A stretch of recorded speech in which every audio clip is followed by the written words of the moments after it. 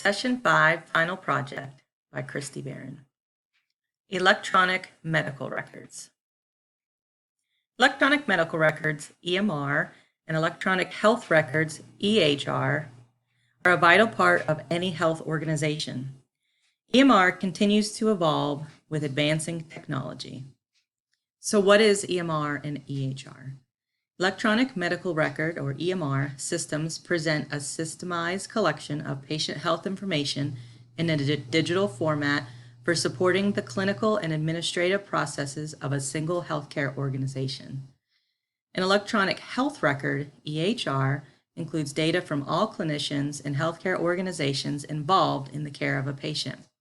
EMRs are local and internal, where EHRs are interoperable, and that's from SHINE 2022. So what started out as Egyptian hieroglyphic inscriptions in 1600 to 3000 BC has turned into one of the greatest technological advancements in the healthcare delivery systems.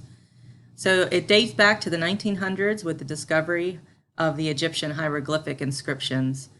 Now, during the 1900s, paper charts were prevalent. Now, they just had dividers to separate the type of note, and there was only one copy, which led to some issues.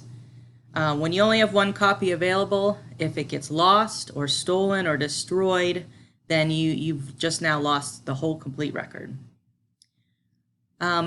Lawrence L. Weed first articulated the concept of computerized or electronic medical records. McLean, 2010.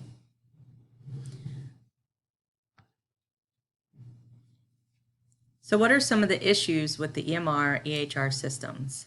So we have security and privacy, lack of interoperability, difficult to navigate with provider fatigue, and duplicate entries and issues with built-in alert systems. So security and privacy. Many digital health technologies lack even the basic privacy safeguards. So patients, they have a right to their medical and billing information, and this can lead to third-party access of health information, and that can be used for marketing or research purposes. Medical data is 50 times more valuable than financial data.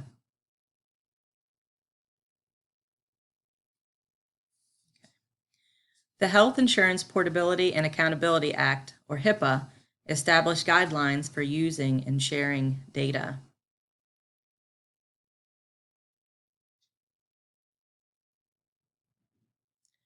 So the next problem with EMR systems is the lack of interoperability.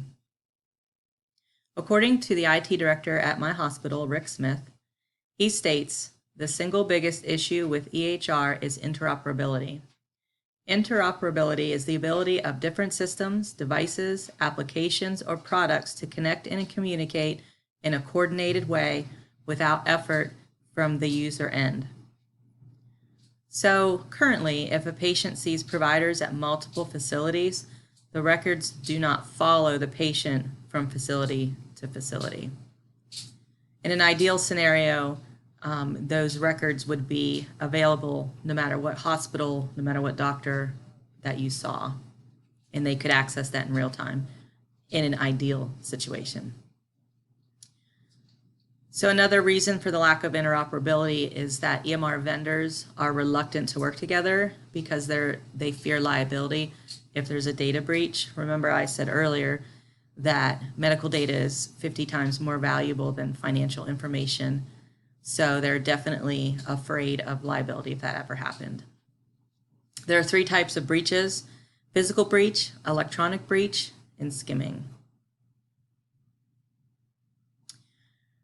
And this lack of interoperability, it can lead to delays in treatments, duplicate tests, and incomplete patient health picture. Okay.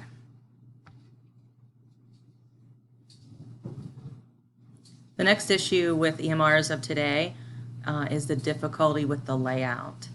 So There can be difficult navigation when you're in an EMR system, which can cause delays in treatments. And it can also cause incorrect data entries. Information may not be readily available for clinicians.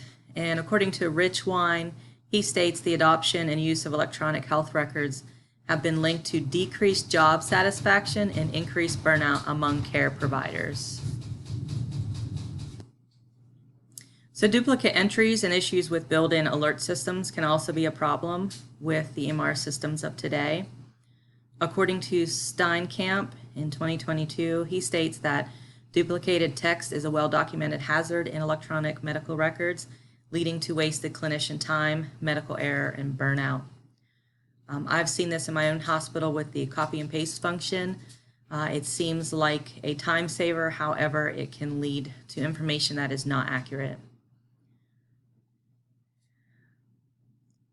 Duplicated text can indicate a poorly designed system or software interface.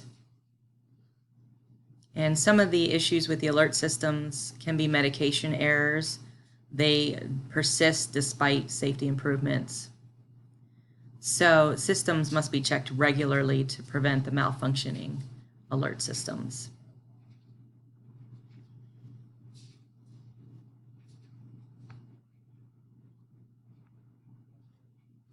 So how can we improve and mitigate EMR problems in today's healthcare systems? So according to Huxton and LaRue, policymakers should focus on developing policies which help to remove all common obstacles such as continuous funding, payer engagement, data ownership, data standards for exchange of health information, privacy and liability protection, etc., which are clearly validated by supporting evidence found in published literature. So I feel personally that vendors and healthcare systems need to work together. If they would collaborate with real-life healthcare providers when they develop these systems, they would have a better understanding of what is needed and what is necessary and how to make it more just the ease of use for a clinician. So by utilizing these real-life healthcare providers, they would just gain such valuable information when they're designing the EMR systems. So the federal government and the individual healthcare facilities, they are working diligently to combat some of these pitfalls in the computerized systems to improve patient care and decrease errors. So in conclusion, the implementation of EHR and EMR systems, they've faced many challenges over the years, including breaches. Looking at this process through a biblical worldview, we as Christians need to protect patients to the best of our ability and provide the best care. This means constantly learning and adapting to the changing electronic healthcare world. Galatians 6:2 states, "Bear one another's burdens and so fulfill the law of Christ." And that's found in Galatians 6:2 ESV version. So by continuing our adaptation to the best and safest electronic medical record system, we exemplify our commitment to Christ and to each other.